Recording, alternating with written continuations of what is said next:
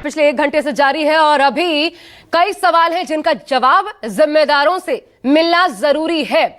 बड़ी खबर आपको बता दें, इस बीच जो सामने आ रही है, नीट पर हमारे सवाल आपके सामने हैं ही, लेकिन बड़ी खबर आ रही है केंद्र शिक्षा मंत्री धर्मेंद्र प्रधान के बयान के रूप में। उन्होंने कहा एनटीए में बहुत सुधार की जरूरत है, सरकार इस पर लगातार काम कर रही है, किसी गुनहगार को छोड़ा नहीं जाएगा, सरकार सभी मामलों को गंभीरता से ले रही है। जो छात्र मुलाकात करके निकले उन्होंने भी ये बातें कही है कि मुलाकात हुई शिक्षा मंत्री से, उन्होंने कहा पारदर्शिता के प्रति हम प्रतिबद्ध हैं, घबराने का कोई कारण नहीं है। धर्मेंद्र प्रधान ये भी कहते हैं किसी गुनहगार को बख्शा नहीं जाएगा। शिक्षा मंत्री धर्मेंद्र प्रधान का बड़ा बयान, उनके कांधों पर बड़ी जिम्मेदारी नई सरकार में एज इट इज बनी हुई है शिक्षा मंत्रालय की। और ऐसे में इस बार क्योंकि ये तीसरी सरकार जो है, पहली एक तरीके से परीक्षा की घड़ी यही देखने को मिल रही है और जाहिर तौर पर जब इतनी बड़ी गड़बड़ी हुई है, ये 23 लाख छात्र मात्र नहीं है बल्कि ये देश के भी भविष्य का सवाल है। तो ऐसे में इस पर सरकार को प्राथमिकता के साथ और बहुत तेज गति से काम करते दिखना चाहिए। लेकिन क्या हो रहा है वो? धर्मेंद्र प्रधान कह रहे हैं कि सरकार इस पर लगातार काम कर रही है, एनटीए पर कार्रवाई करेंगे, गलती पकड़े जाने पर किसी गुनहगार को छोड़ा नहीं जाएगा, वो ये भी कह रहे हैं।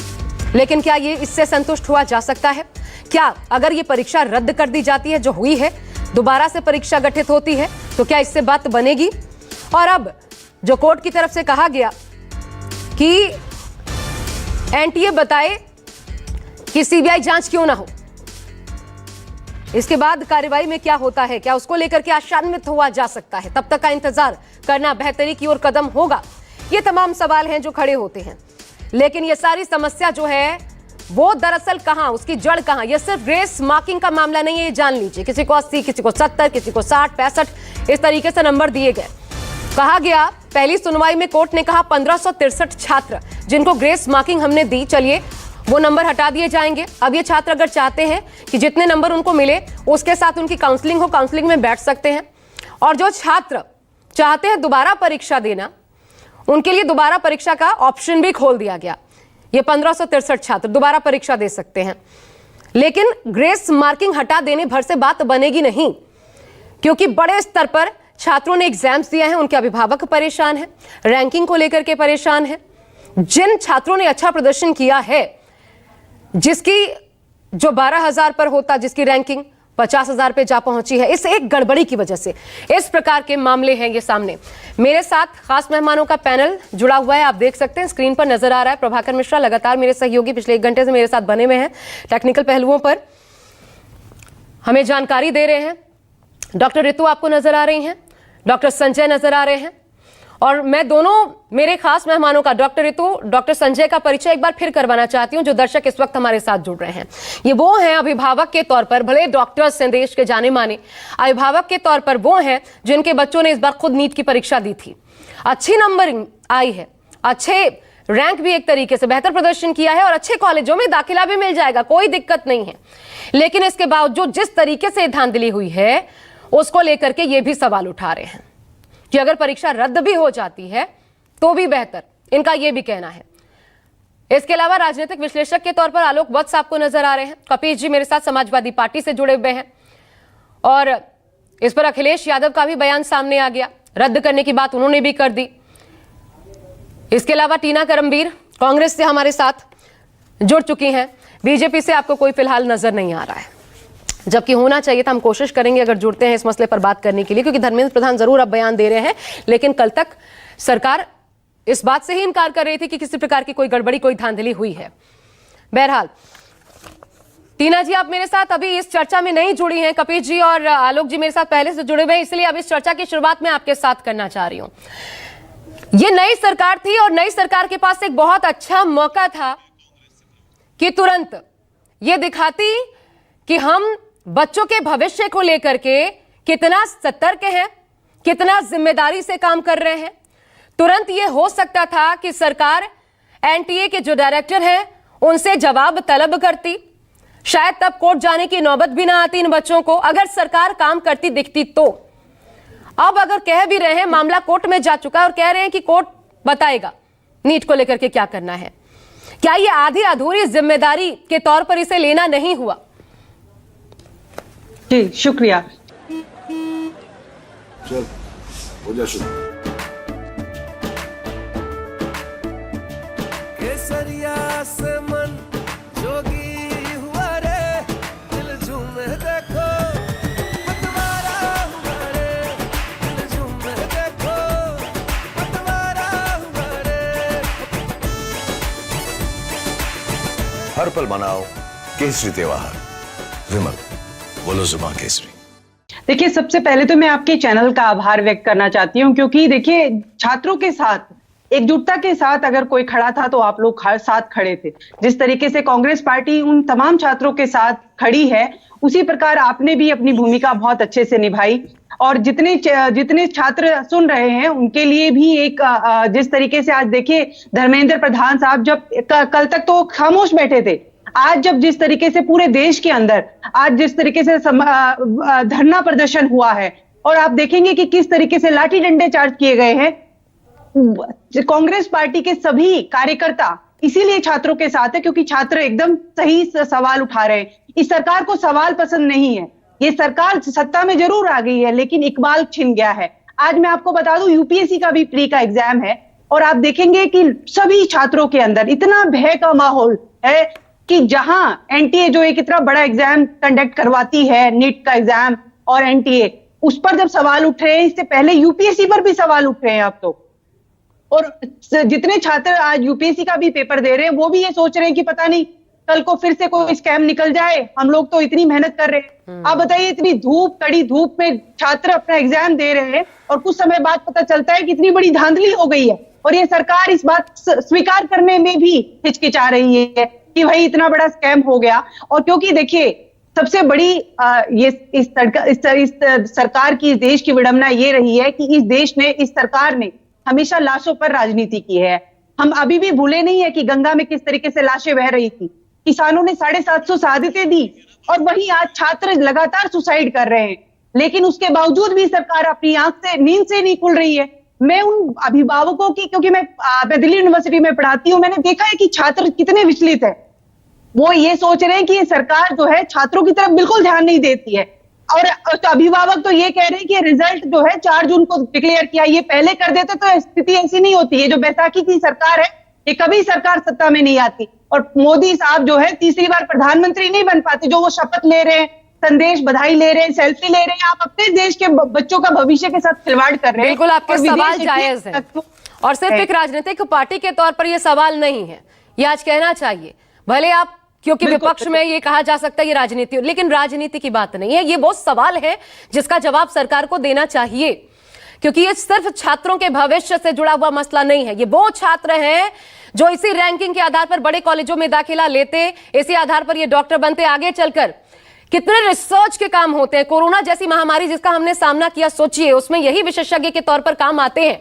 हम ऐसे डॉक्टर्स का निर्माण करेंगे तो क्या वो धांधली के साथ करेंगे? और सोचिए एक बच्चा जो तैयारी कर रहा होता है साल भर, जो सब कुछ अपना मन मार करके पढ़ाई कर रहा होता है, वो आज इस बात को लेकर खुद को संतुष्ट नहीं रख सकता, सेटिस्फाई नहीं हो सकता कि भाई मैं ये परीक्षा देने जा रहा हूं, आज मैं परीक्षा दे दूंगा, बस चिंता खत्म, कुछ दिन रिजल्ट आने तक मैं आराम से बिता सकता हूं। नहीं कर सकता। आज हर क्षेत्र में शिक्षा का यही हाल हो गया है।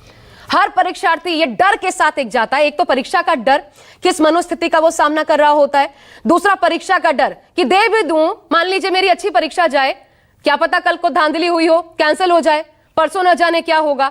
और कितनी विकट स्थितियों में, कितनी मुश्किलों के साथ आर्थिक तौर पर भी कुछ बच्चे तैयारी करते हैं, सोचिए उनका क्या हाल होता होगा।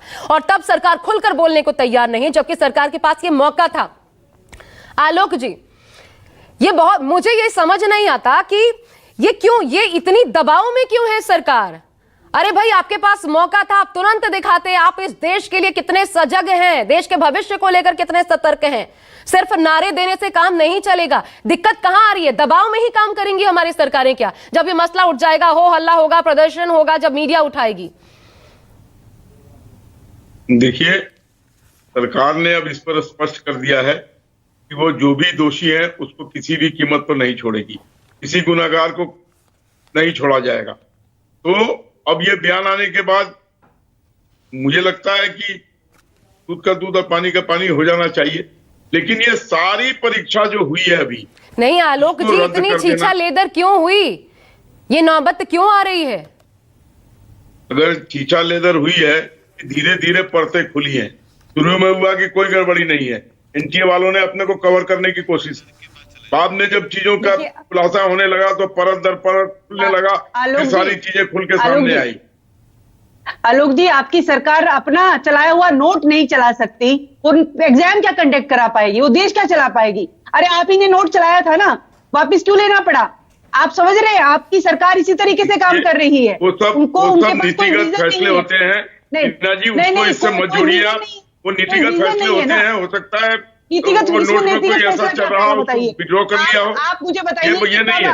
अगर ये बात आई तो कांग्रेस ने बहुत कुछ किया जो उसने विपरीत दिशाओं में काम किया है देश के लिए। नोट नहीं चला पाए, क्या चलाएंगे? दरअसल दिक्कत यही है, कांग्रेस ने बहुत कुछ किया देश ये है कि आज जो विपक्ष कर रहा होता है ना, घोटालों की बात करने लग जाऊं तो कांग्रेस के रिजिम में जितने घोटाले दिक्कत ये है आलोक जी, टीना जी, दिक्कत ये है कि आज जो विपक्ष कर रहा होता है, विपक्ष जिस भूमिका में होता है ना, वही काम विपक्ष अगर सत्ता में रहते करता तो ये नौबत, ये दिन देखने ना पड़ते। दिक्कत दरअसल ये है, इसलिए हर बार विपक्ष यही करता है कि सवाल उठाता है। जब वो सत्ता में आता है तो वो भी यही कर रहा होता है। और कपिल जी, यही होता ही है। ये पेपर लीक होना सिर्फ एक सरकार नहीं, एक सरकार में नहीं होता, हर सरकार में होता है। क्यों होता है? क्यों इस पर एक मत नहीं होती सरकारें, विपक्ष? क्यों ये सिचुएशन होती है? बरसों से होता आ रहा है। देखिए आशा जी, बहुत स्पष्ट सी चीज है कि जिस तरीके से मोदी और योगी जी की सरकारों ने 0% टॉलरेंस की नीति को लेकर के अपनी प्रखरता सामने लाई थी, वो तो धूल धूसित हुई नजर आ रही। अगर वर्तमान सरकार की बात करें तो धर्मेंद्र प्रधान जी क्या कह रहे हैं? उन्होंने यही ना कहा है कि उसकी वो जांच कराएंगे, कुछ समय जो है वो उनको कम दिया गया, या कुछ बच्चों को गलत पेपर दे दिया गया, वो कहां लीकेज मान रहे हैं? वो इसके अंदर जो भ्रष्टाचार हुआ है उसको कवर फायर दे रहे हैं, उसको कवर करने की कोशिश कर रहे हैं। जब सरकार खुद ही इस तरीके की बातें करने लगेंगी तो आप बताओ न्याय कहां से मिलेगा? देखिए, जस्टिस पीएन भगवती ने अपने नजीर केस में इस बात को कहा था कि न्याय सिर्फ होना ही नहीं चाहिए बल्कि परिलक्षित होना चाहिए कि न्याय हो रहा है। आप मुझे बताइए, बिहार में 19-20 बच्चे पकड़े जाते हैं, बाकायदा पेपर लीकेज करने वाले लोग पकड़े जाते हैं, वो बच्चे पहले से इस बात को कह रहे हैं कि हमको एक दिन पहले पेपर बता दिया गया था। ऐसे ही किसी एक जगह से 67 बच्चे नहीं टॉपर हो जाते। और सीधी सी बात है कि इसमें जो एजेंसी शामिल है, और संकट चल रहा है सर, इसीलिए इसी संकट का जिक्र करते हुए मुझे थोड़ा आपको रोकना पड़ रहा है। देश की राजधानी में जल संकट है। जल मंत्री आतिशी आम आदमी पार्टी की, सुनिए क्या कह रही हैं। पानी की लाइन कैसे टूटती है? कल साउथ दिल्ली को पानी पहुंचाने वाली मेन पाइपलाइन जो सोनिया विहार से दक्षिणी दिल्ली को पानी देती है, कल उस पाइपलाइन को जानबूझकर तोड़ा गया। उसके इतने लंबे लंबे बोल्ट काट के निकाले गए। क्या ये खुद ब खुद हो गया? या ये भी षड्यंत्र का दूसरा हिस्सा था जिसके तहत पानी की पाइपलाइंस को डैमेज किया जा रहा है? क्योंकि जब पानी की पाइपलाइन टूटेगी और दिल्ली जल बोर्ड वाले उसको रिपेयर करने जाएंगे तो 5-6 घंटे तक पानी की सप्लाई बंद करनी पड़ेगी। और आज सुबह दक्षिणी दिल्ली के, साउथ दिल्ली के कई हिस्सों में पानी नहीं पहुंचा क्योंकि कल पानी की पाइपलाइन को, साउथ दिल्ली की मेन पाइपलाइन को जानबूझकर तोड़ा गया। तो षड्यंत्र का पहला कदम हरियाणा सरकार से पानी रुकवाना, षड्यंत्र का दूसरा कदम पानी की पाइपलाइंस को तोड़ना और दिल्ली के लोगों की पानी की सप्लाई को डिसरप्ट करना। और आज षड्यंत्र का तीसरा कदम सामने आ गया है, तीसरा स्टेप सामने आ गया है, जिसमें भारतीय जनता पार्टी अपने गुंडों से दिल्ली जल बोर्ड के ऑफिस में तोड़ फोड़ करवाती है, पत्थर फेंकवाती है, मटके फेंकवाती है और पूरी तरह से गुंडागर्दी करती है। हम आपको एक वीडियो दिखा रहे हैं जो छतरपुर में दिल्ली जल बोर्ड के ऑफिस पर भारतीय जनता पार्टी के नेताओं द्वारा भारतीय जनता पार्टी के कार्यकर्ताओं द्वारा, भारतीय जनता पार्टी के गुंडों द्वारा अब लॉ एंड ऑर्डर की सिचुएशन को दिल्ली में बिगाड़ने के लिए खुले आम गुंडागर्दी और तोड़फोड़ शुरू हो गई है। आप देखिए ये वीडियो।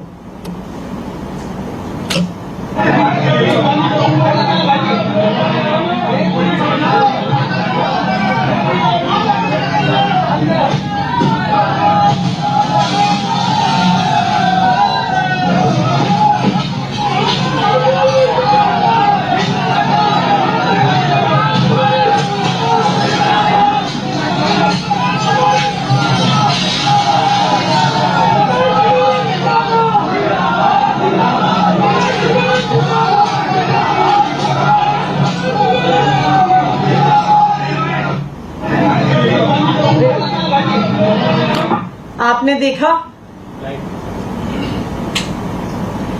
कि किस तरह से इस वीडियो में हम देख रहे हैं कि कुछ लोग आके दिल्ली जल बोर्ड के ऑफिस में तोड़फोड़ कर रहे हैं। अब हम आपको अगला वीडियो दिखाते हैं जिससे साफ हो जाएगा कि जो लोग दिल्ली जल बोर्ड के ऑफिस में गुंडागर्दी कर रहे हैं वो लोग कौन हैं, वो किस पार्टी के हैं और वहां पे किस पार्टी के नेता मौजूद हैं और किस पार्टी के नेताओं की जय जयकार हो रही है